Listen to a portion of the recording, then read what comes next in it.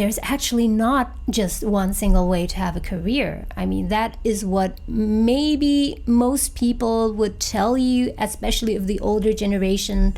They would have like one set way of thinking about a career. Usually people would recommend something like a single career track, where they would tell you to pick something and then stick to it, which I actually agree with. I mean, if you picked something, you should be sticking with it for a certain time at least, because only if you stick to it for a certain time can you see whether it's for you or not, and then you can make a proper assessment about it. If you just do something like, for example, me doing this podcast right now, and after doing one take, I tell myself, oh no, that was total crap. Let's just stop it. Like, let's not ever do it again. Then I will never give myself the chance to really find out if it's suitable for me or not. Yeah. Okay, let's get back to the point. So my point is that, you do have to stick to doing one thing, but not necessarily for your entire life.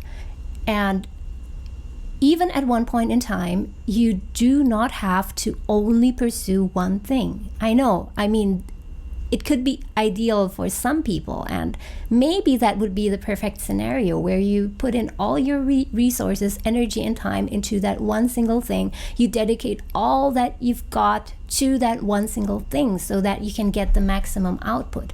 But I've also realized through analyzing myself and looking at some other people's experiences also that for some people it just doesn't work. And that is the reason why I started this channel, Multiple Careers. It was based on my own belief that there is a different way to have a career, that it is not possible for all people to stick to one single track defined career path throughout their entire life, but that there are certain kinds of people, me included, and very likely you listening or watching right now, who have different kinds of interests that you want to pursue and that you want to have success with, not just as a hobby, not just tinkering, playing around in your free time, but that you want to do professionally as a career. I had this realization that you actually can pursue different things in your life, and you can do that concurrently, meaning you pursue two different things or two careers, two projects at the same time, although that's very difficult, or you do it consecutively, meaning that you divide your life up in phases. Life is long, by the way. And in each stage or phase of your life, you focus on developing one career. For example, for the first 10 years or 5 years of your life, like I did, you build a career in banking or finance. And then in the next 10 years, because you love, let's say, building and designing houses so much, then you focus on building a career in building tiny houses, small houses on the countryside, or for example, you have this idea that you want to become that you want to go into the Airbnb business, and you do that for 10 years. And by that time, let's say you're 45. There's even time to have another career and another career after that. But I want to emphasize here that it's very important to remember that this is not a competition. This is not another status or prestige symbol, because that would defeat the purpose of the whole thing. So the purpose of pursuing multiple careers for those people who feel that they have to is to get that sense of freedom, to find that fulfillment in their career, to allow themselves to pursue all the things that they are interested in, that they love doing in their life, so that when it comes to the end of their life, once they're 90 or even 100 or 105, and they look back on their life, they do not have any regrets. They don't have regrets like, I always wanted to learn martial arts, or I wanted to become a martial arts instructor even.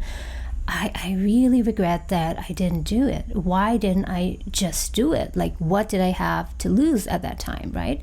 And I think this is one of the thinking behind multiple careers, that you do not want to be having any regrets at the end of your life.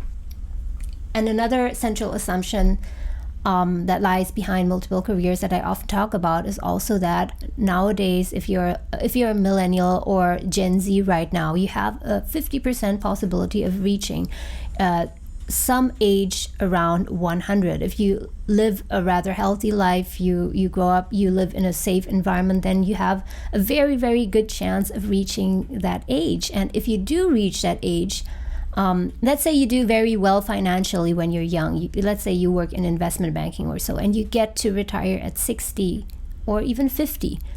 Or if you're a software engineer and you achieve financial freedom at 40, maybe you can even retire at 40. But the big question is, what will you do after that, right? You still have a long life to live. And well, some people need to continue working because their life is so long, and their government pension will definitely not allow them to just rely on that.